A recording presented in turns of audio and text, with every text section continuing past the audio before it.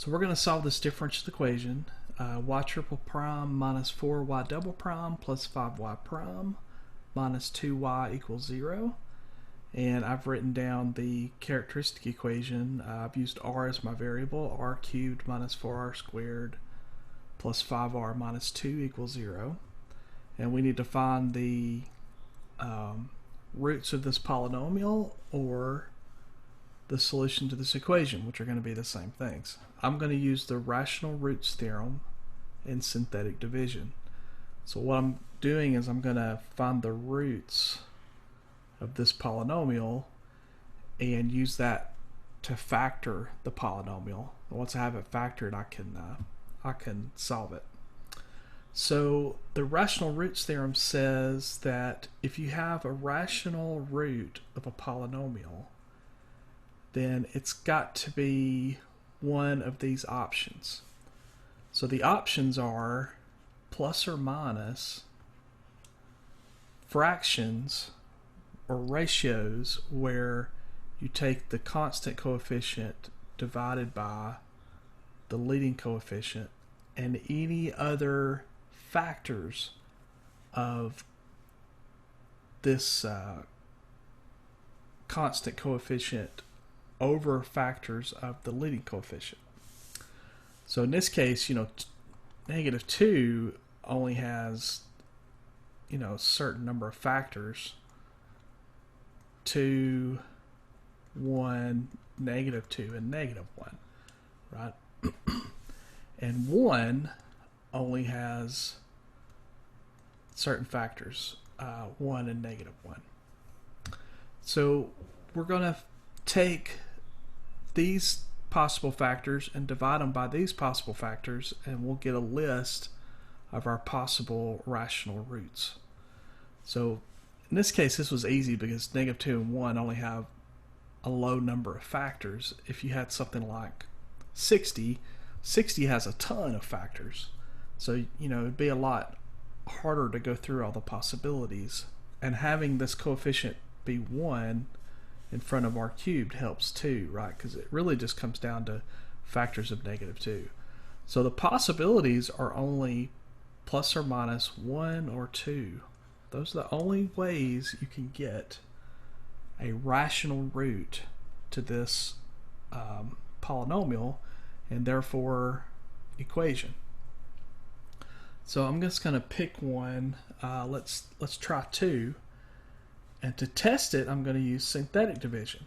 So synthetic division is like a shortcut way to do division, just polynomial division. So what we're actually doing is we're dividing this left side by r minus 2. But with synthetic division, you're just going to write 2 down, and you're going to check to see if it's a root. So I'm going to write down the coefficients of the left side. If, say, I didn't have an r term in my polynomial, then I would write a 0 here. So you have to have placeholders, right? So this is r cubed, r squared, r, and this is the constant, right? So you have to have a number in every spot or this doesn't work. You draw a line, you bring this first number down, so I just write the 1 down, and then I multiply 2 times 1, and that gives me 2, and I write that 2 down under the next coefficient. And now I'm going to add this column here. So negative 4 plus 2 is negative 2, and then I'm going to multiply that by 2, and I repeat the process. I'm going to write that product here, so that's negative 4, and I write it down under the next coefficient. And here 5 minus 4 is 1, multiply by 2, get 2. When I add these, I get 0. So this is once you get used to this is a very quick way to check to see if a number is actually a root. You can look at it in your calculator. Let's look at the graph. If you look at the graph in your calculator, it's going to look like this.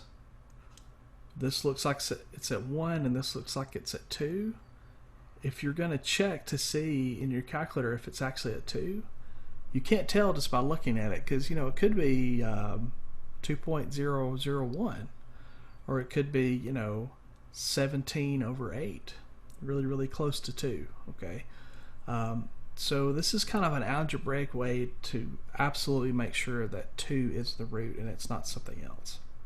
And another advantage of doing this is it factors it for you. So this is the quotient, right? So if I divide by r minus 2, I get r squared minus 2r plus 1.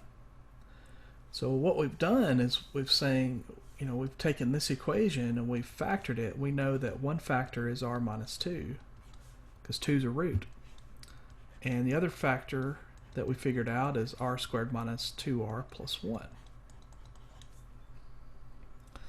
And this guy could be factored further. It's quadratic now, so we don't have to use rational roots theorem or synthetic division. Once we have a quadratic factor, we can just use our normal quadratic techniques, right? So this guy actually factors pretty easily. It's a perfect square. It's r minus 1 squared. So this gives us root r equals 2, which we knew. And we also get r equals 1 with multiplicity equal to 2. So we have a double root at 1.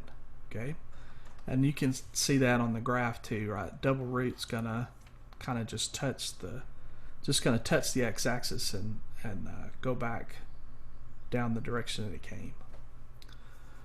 So if you have a single root and a double root, you're going to use both methods that we learned in the last chapter.